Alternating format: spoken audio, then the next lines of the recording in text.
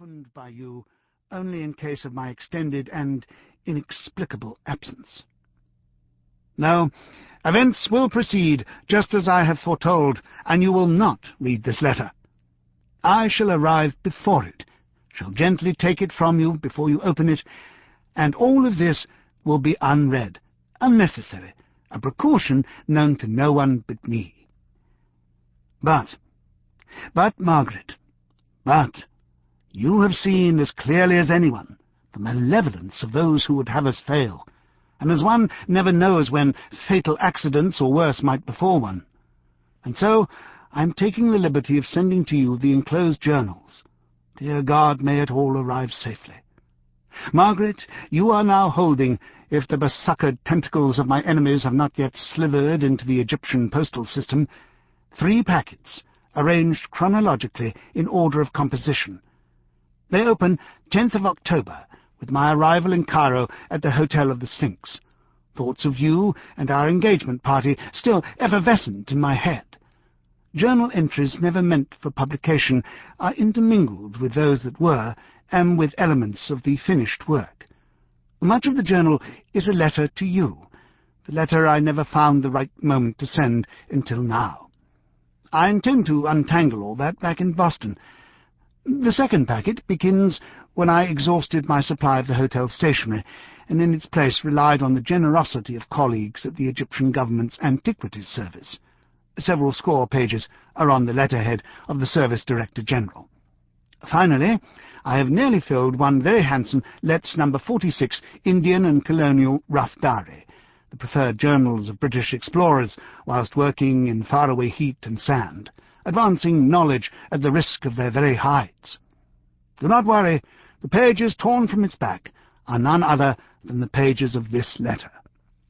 Together, the 3 documents compose the rough draft of my indisputable masterwork, Ralph M. Trilipush, and the discovery of the tomb of Atum Hadu. Also, I'm enclosing the letters you have sent me here, your words, kind and cruel, intermingled. 7 letters, 2 cables, and the cable I sent you that was thrown in my face yesterday, and your father's cables to me. I just replaced the stylus, my last but one.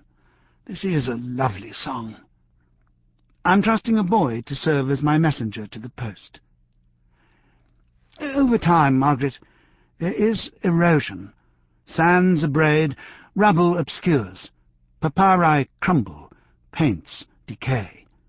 Some of this is, of course, destructive, but some erosion is clarifying as it scours away false resemblances, uncharacteristic lapses, confusing and inessential details. If, in the course of writing my notes, I have made here and there a wrong turn, misunderstood or badly described something I saw, or thought I saw, well at the time, one thinks. No matter, I shall edit when I return home. And I shall.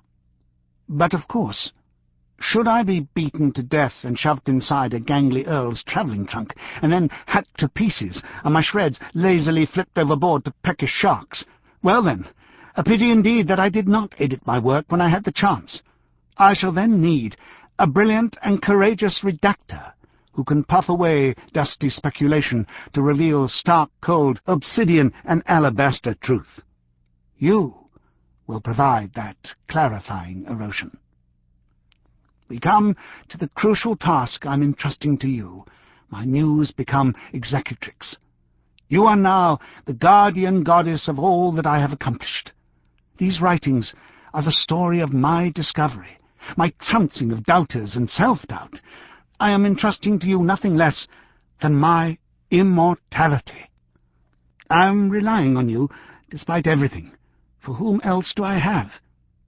If something should happen to my body, then you are now responsible, by opening this package, by reading these words, to ensure that my name and the name of Atum Hadu never perish.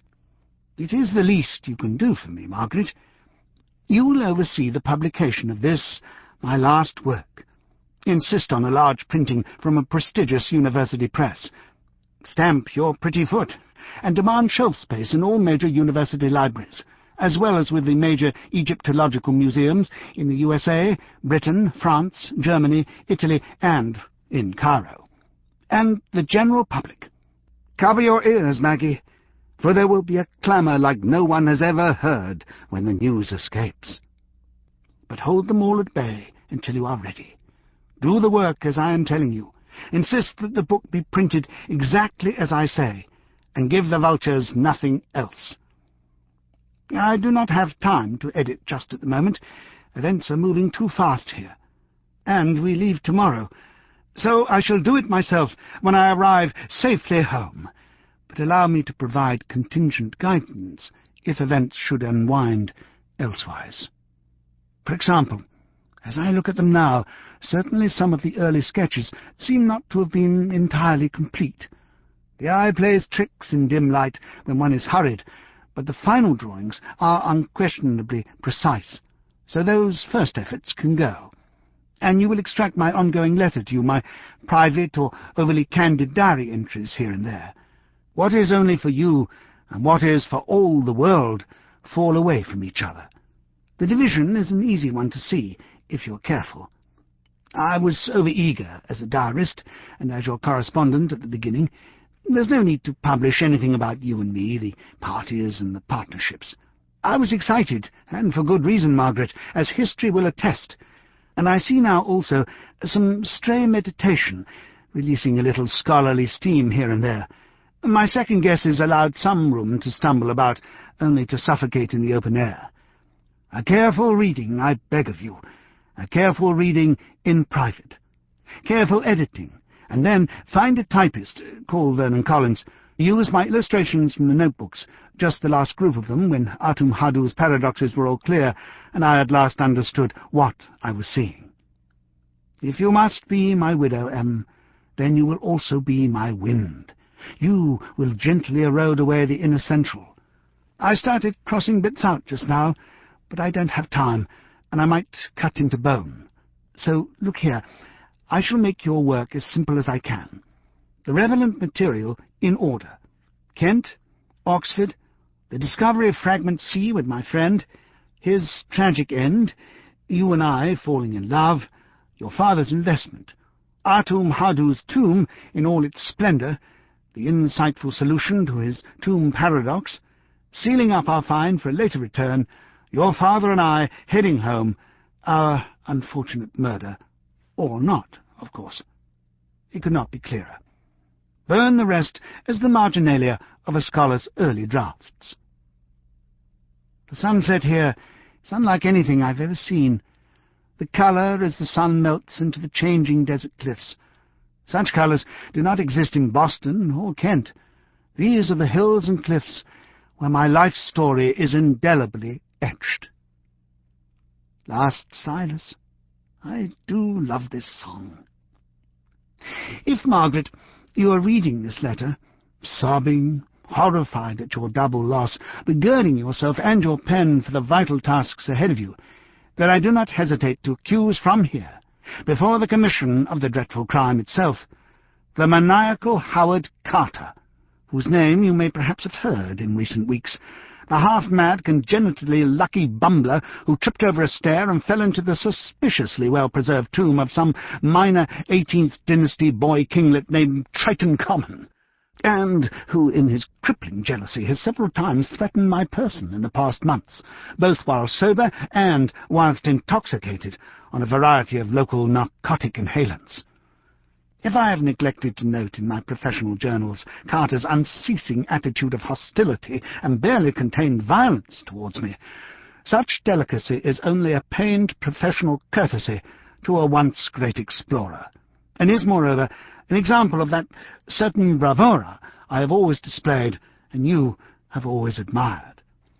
Thus I have ignored his repeated threats to make me and my noble patron, Mr. Chester Crawford Finneran, disappear inexplicably. Obviously, should your father and I not step off the Cristoforo Colombo in the port of New York, you may be quite certain that we were done in by Carter or one of his thugs, like his money man, a lanky English earl, whose mild manner frays and scarcely covers a vicious character, stretch it though he does, or by their hideous orange-haired